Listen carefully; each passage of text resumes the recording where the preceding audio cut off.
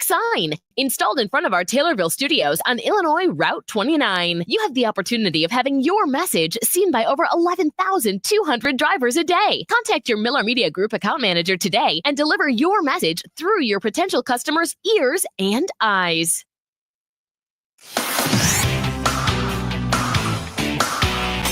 WTIM. You're listening to WTIM, your information station, with our WTIM Pana morning show, brought to you by People's Bank and Trust, where they put people first, and Landmark of Taylorville. Joining them, it's Noren's Hardware, Pizza Man, as well as many others. A big thanks to all sponsors here on the WTIM Pana morning show. I'm Grayson Bauman, and joining me here in this segment is Erica Matthews. Erica is the owner and lead instructor of the Autism and Movement Project. Erica, so much to talk about here this morning, but first and foremost, how are you? I'm doing great. Thank you. Well, glad to have you here for the first time on the WTIM Pana morning show. So we get to talk a little bit about you and your business and some of the changes that you've seen over the course of the years, because there are a lot of changes. But I would love to talk about how you got your start first and foremost, and how the career background of yours kind of played into this. And just take me away from there, but basically how you got your start, Erica. Yeah, so that's a big thanks to my mom. My mom was an aide in the Pana preschool program. So my mom started as an aide with a boy named Connor, who's now 21. And that's kind of how I got to really know about autism. My mom was his personal aide, and I would go over to the school and help with summer school, after basketball, volleyball camp. And Connor and I had a real unique relationship. Like, I could get him to do things that he wanted to do for other people. But I really got interested because at this time, Connor was nonverbal. But he could point to sight words up to third grade. He could do 75-piece puzzles from starting in the middle. He could do math problems. And I thought it was so crazy that he could do all this, but he couldn't form his own words or sentences. And I remember my mom working really hard and practicing things on me to practice on Connor at school. And my mom and his mom, Amanda, developed a real close relationship. And so over the years, Connor and I developed a real close relationship. I would babysit him and all this, interaction with him. But when we were out in public, it's like I wasn't there. I couldn't get him to connect with me, which kind of led me down the path of wanting to do special education. And that's what I went to school for at first. And kind of there, I realized that's not exactly what I wanted to do. So I stopped school and started work at Taylorville at the FACES program with Mrs. Carmichael, and loved it there. When I was there, my friend Amber told me about a program over in Charleston called Dragonflies, and it was a dance program for autism. And I was like, well, let's just go check it out. So Amanda and I would take Connor there every Saturday. We started to notice that he was more calm after the classes, and at that time, Eastern had Temple Grandin and Joanne Lara, who's the owner and creator of Autism Movement Therapy, come and speak. So I took that opportunity. I saw them, and Joanne Lara said that she had a DVD called Awesomerobics. I was like, you know what? I'm going to buy it. So I bought the DVD, and it's a home-based version of different movements that we incorporate in the dance or in the classes that we do. So I did that every day after school with Connor for 2 weeks. At this time, Connor was in second grade, as tall as I am. So he's like 5'4" already. And we would do different exercises to get him to do the work. Connor at this time was just doing echolalia, which is he would just repeat what I would say. After 2 weeks of doing this every day after school, I came in. I remember it very vividly. He was sitting at the table eating chips and dip. And I walked and I was like, hey, Connor, where's mom? And he looks up at me and goes, she's upstairs, which I try not to cry every time. So that was the first time he spoke his very first independence sentence. And that was when I knew I had to do autism movement therapy. So 3 months later, I flew out to LA and got certified and licensed by Joanne Lara. Well, I love the background, the personal connection to it. That story really resonates with me, and I'll spare you a story and maybe share it in the break there with you myself. But I love that personal background to it, and having that kind of catalyst in your life to kind of jumpstart such a big program and a big project for yourself. And so thank you very much for sharing how you got your start. I think that's important to kind of just develop a basis and just kind of know a little bit about you and why it's so important to you personally. Erica, can you tell me why it's so important to the community as a whole as well? Yeah, so Autism in Therapy kind of offers this unique program that incorporates different senses. So the movement therapy that we do helps redirect and remap the brain. So we're constantly given that sensory integration along with using repetition of movement patterns and sequences to help establish like new pathways for the information to travel along.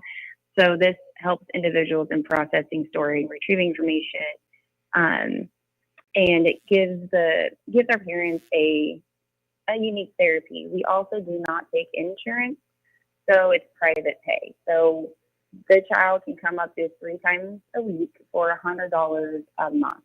My parents have to drive all over and see specialists and spend, money on speech therapy, ABA, all these therapies that are needed for our kids. And I don't want to have to charge parents out the wazoo to get a therapy that I feel like is super beneficial and that could really benefit them in these early years.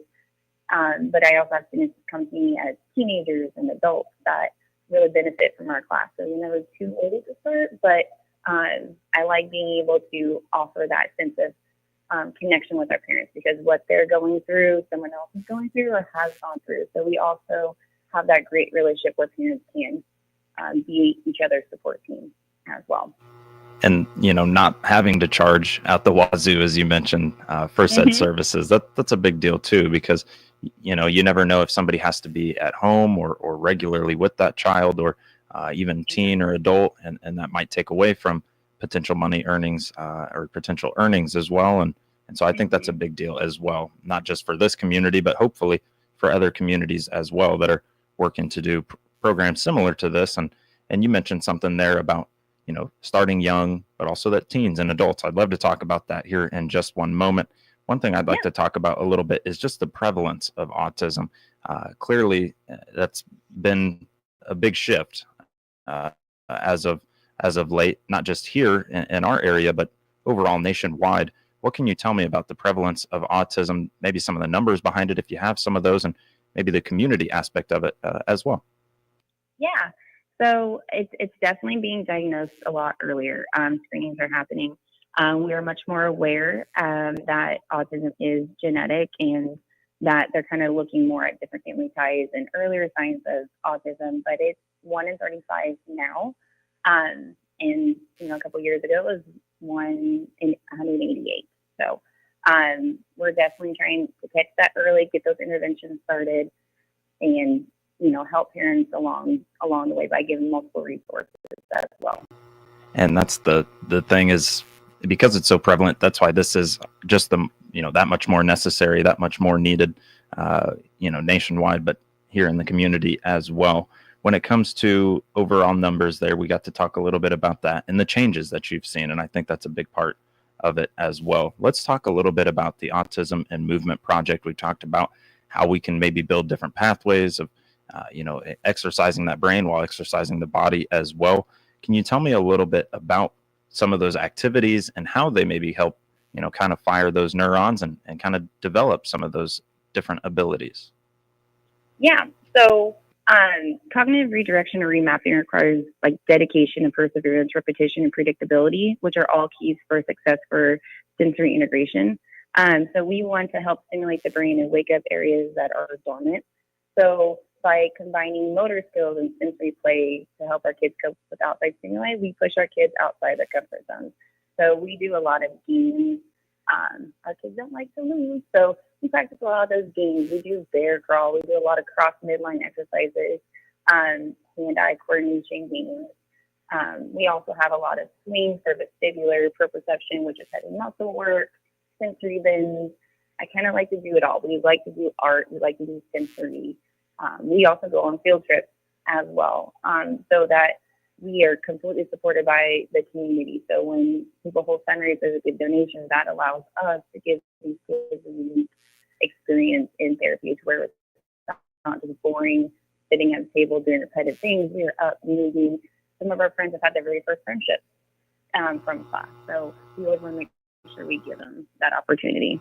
I think that's important too, getting out in the world too, and being able to socialize in a different way than just the classroom setting or within the family as well. It kind of also has to help in that regard too, just being out in the world and meeting new people, new faces, and having to kind of develop those relationships. So hopefully we can get some more fundraising and some more support behind that as well. Well, Erica, 10 minutes has flown by. We are already out of time for our first segment, but we still have 7 more minutes or just a little under to talk to you about more about the Autism and Movement Project. And there's much more to talk about here on the WTIM Pana Morning Show. We'll be right back around with Erica to talk more in just one moment on your information station.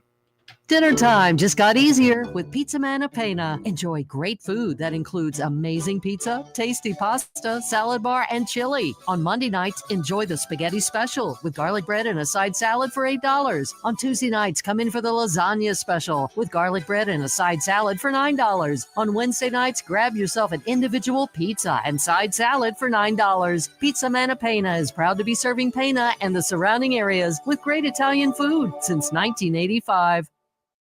This is Jeff Bremmett with People's Bank and Trust, where customers have one consumer banker who knows them and provides the right financial services to achieve their financial goals. Your consumer banker is your single source for life's financial needs, from checking to consumer loans, from retirement accounts to mortgage loans, and everything in between. Call me at 888-PBT-1954. Bank with People's Bank and Trust so you can spend your time living your life, not explaining it. At People's Bank and Trust, we put people first. Member FDIC, Equal Housing Lender. Farmers deserve nothing less than the best to keep their operations growing. We've believed that since opening our doors over 40 years ago. At AgroLiquid, our team of experts work with you to formulate a nutrition program that connects your fertilizer needs with your cropping goals, merging agronomy with economics on your farm. Get solid agronomic advice and positive results that'll make you a return on your fertilizer investment. Find your crop nutrition expert at agroliquid.com. WTIM, your information station, will be traveling to the Shelbyville Police and Fire Stations during February, broadcasting our morning show live. It's a way to say thank you to our courageous men and women that serve our local communities to keep us safe and protected. Be listening throughout February for these live broadcasts from the Shelbyville Police and Fire Stations as our WTIM morning show goes on the road visiting with our first responders. Our WTIM morning show first responder live broadcasts are brought to you by these sponsors. McCary Service Center in Shelbyville. They are giving our police and fire departments a big pat on the back for their selfless service to our community. And Shelbyville Manor and Hawthorne Inn in Shelbyville. Bounce back, rehab, and recover. Thank you to the Shelbyville Police and Fire Departments for being there when we need you.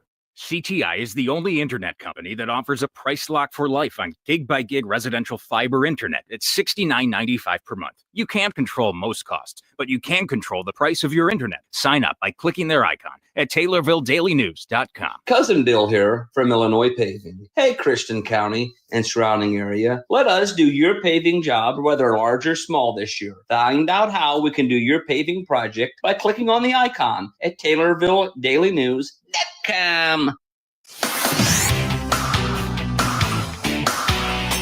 WTIM. And you're listening to the WTIM Pana Morning Show, brought to you by People's Bank and Trust and Landmark of Taylorville, as well as Pizza Man, Noren's Hardware, Locked and Loaded Limited, and Whiskey Bill's Saloon and Liquor Emporium. A big thanks to Erica Matthews joining me here on the WTIM Pana Morning Show. Erica is the owner and lead instructor within the Autism and Movement Project, and Erica has been telling me all about how she got her start, why this is so important, not only nationwide, but to this community, overall numbers, and also some of the work that is being done there. So we got to talk a little bit about the movement side of things, but I'd love to talk more about the social work being done within the classroom setting or however it is being done. Erica, can you take me down that avenue? Yeah, I'll kind of explain each group kind of as we go. So we pride ourselves on getting to know each client as a unique and valued individual in order to form the best fit program. Our groups are formed according to age, areas of strength and need, interests, and preferences. Many of our participants have never had friendships, so pairing our learners with peers they can relate to, feel accepted by, connect with, or share common interests with is not only beneficial to developing social interaction skills, but also potentially creating genuine friendships. Each of our group structure and routine is highly individualized to best meet the needs of the individual in the group. So groups are divided into 4 primary levels. We have one-on-one sessions, we have a little kid group session, we have our teen social group, and then we have Jumpstart, serving early, intermediate, and advanced social learners respectively. Regardless of age, we ensure that each group's unique structure and routine is designed to be developmentally appropriate and represent a learner's environment that sets our participants up for success. The possibilities for growth are endless when we meet our learners where they're at, follow their motivation, and support them in acquiring the skills that are most functional, relevant, and meaningful for them. For our teens and our young adults, we focus a lot on social needed, or like their social needs to navigate the increasingly complex social world. The more our participants are able to communicate their wants and their needs effectively, we can employ those social problem-solving strategies, self-advocacy, the more opportunities that we have for successful inclusion and independence in less restrictive environments. So we always try to talk about relationships, boundaries, job skills, interviews, independent living, budgeting, which is always fun on the money, self-advocating. But we also start practicing those with our younger kids as well. So we really want to make sure that we help them advocate for themselves if they need a break or if they need sensory or a hug instead of, maybe using those nonverbal cues that can sometimes be aggressive. So we are definitely trying to integrate these at early ages, creating those deep connections with the kids and progress, whether it's fast or slow, is progress. So we want to make sure that we celebrate every win that our kids have. And I think the biggest thing, my biggest takeaway from that is even within the group work, we're still working on the personal goals and the personal skills that are needed for said person, but we're just grouping them with others that need a similar goal or they need a similar skill to be able to move forward with that.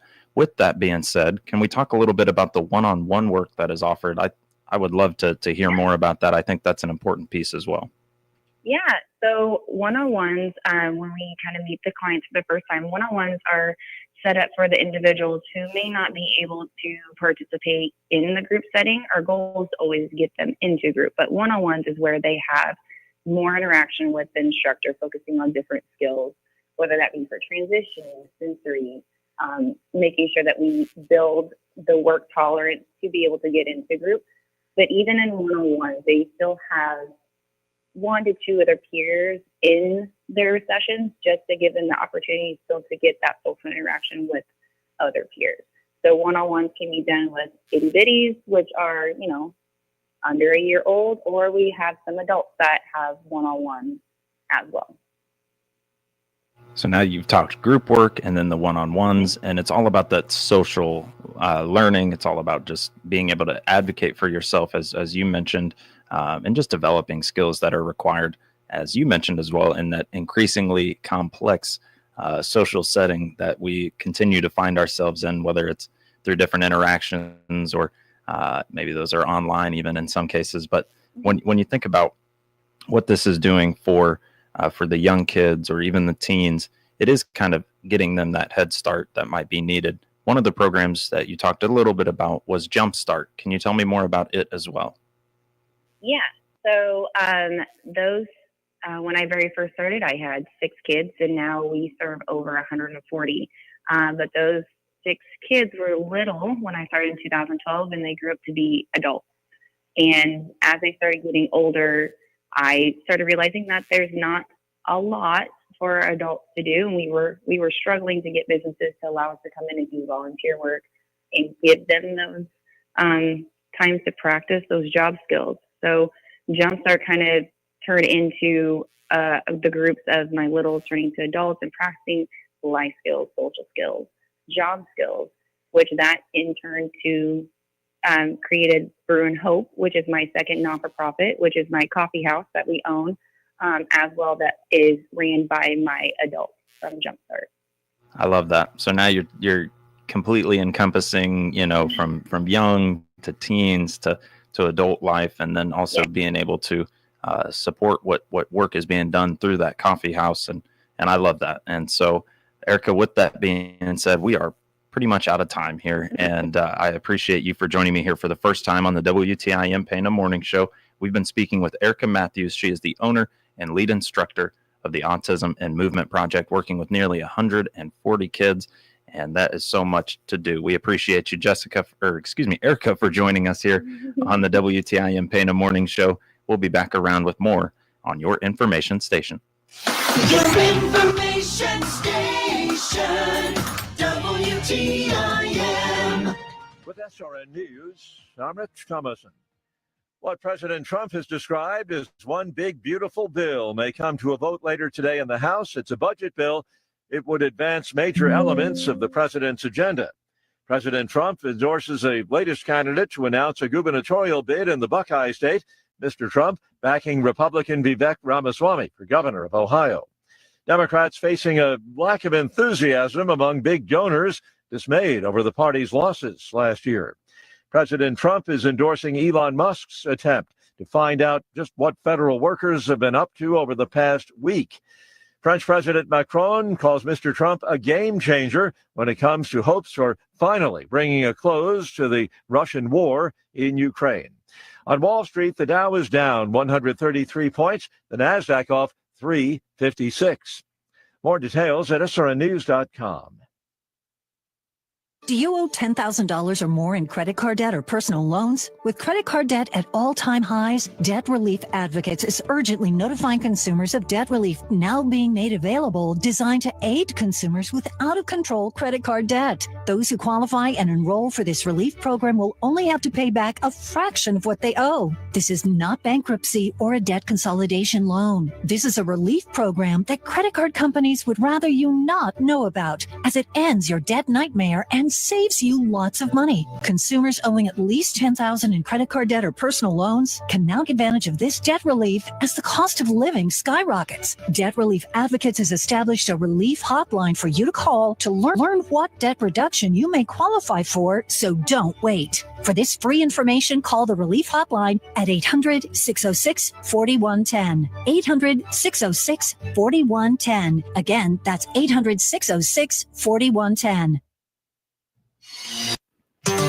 WTIM. This is Grayson Bauman reporting. The Taylorville Fire Department saved a woman on Sunday afternoon who fell through the ice at Manners Park. Taylorville Fire Department Chief Matt Aderman says the woman fell through about 30 feet from the banking. Yeah, yesterday we had a